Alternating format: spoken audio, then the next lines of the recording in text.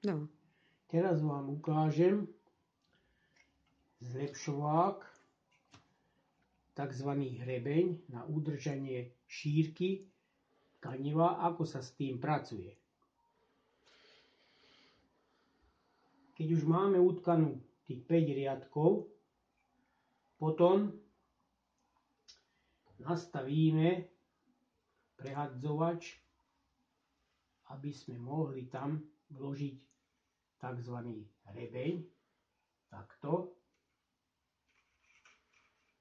Trošku sa s tým pomykáme a stiahneme to takto dole. A už vidíte, rozťahuje to takto.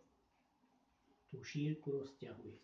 Tuto môžeme to spevniť, aby to nespadlo takto. Takto. A musíme si zapamätať, že kde bol predtým prehadzovač. Bol takto z dolnej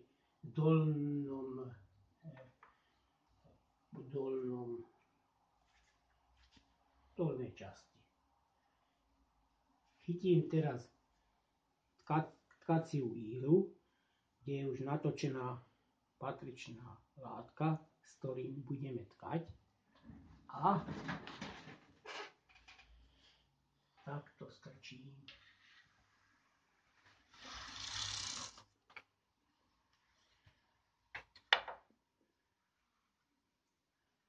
Takto. Tuto koniec strčíme takto naspäť. Tak. A teraz je dôležité veľmi, aby sme to spravili taký oblúk, veľký oblúk, aby sa to nesťahovalo. A preto potom pretočím takto a vidličkou to spevním. Takto.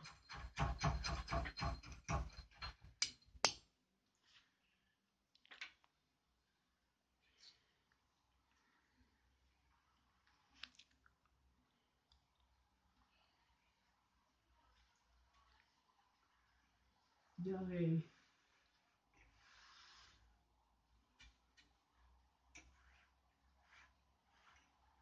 Tuto na kraji tiež dávam si pozor, aby som nesťahoval veľmi. A toto, aby som urobil. Teraz pretočiť, spevniť. Tá šírka tkaniva, za to, že tu je vložený hrebeň, nemôžete sťahovať tie krajné osnovné nite, bude rovnaká. Utkáme asi takých 5-6 riadkov, alebo to už podľa tohto, že ako sa vám bude dariť udržávať tá šírka. Takto zase. Tak. Pretočiť naspäť, spevniť.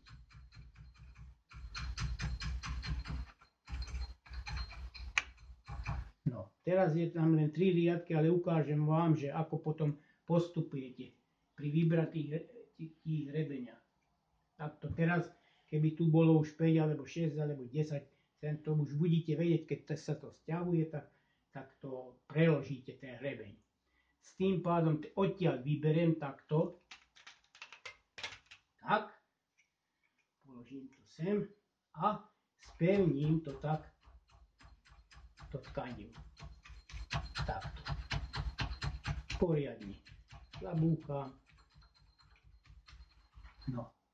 Teraz treba si zapamätať, že prehadzovač osnov, ktorej časti teraz bol v hornej časti, aby som potom po vložených hrebeniach tiež teraz nastavíme takto, aby som mohol tam vložiť hrebeň. Takýmto spôsobom. Vidíte? Ľahúčko sa tam.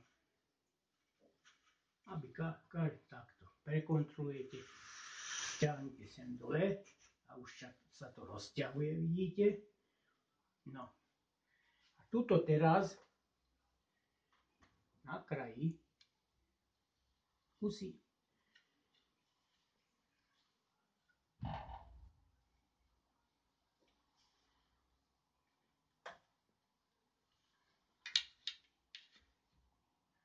Teraz musím dať prehadzovať tak, ako bolo predtým, takto. A chytíte takto.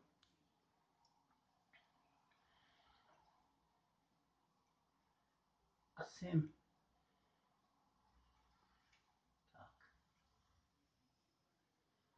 Tak. A preťahneme. Zase strčím takto.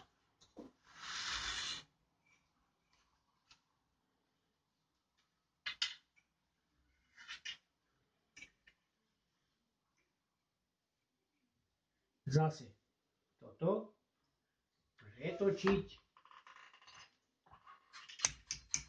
spevniť,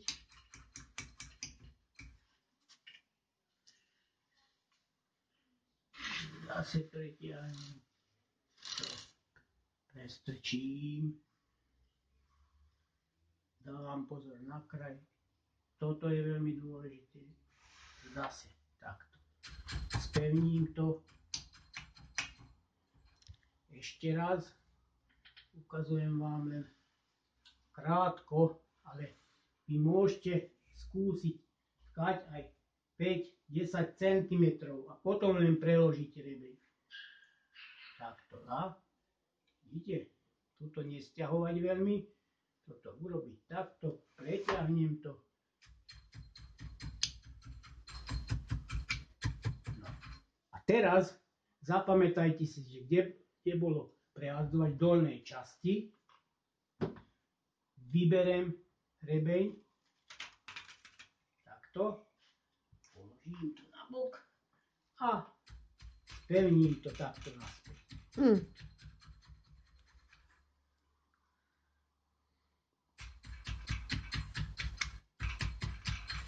No a vidíte, že to tkanivo to stále bude rovnomerné. Až od kraja, od začiatku až ku koncu.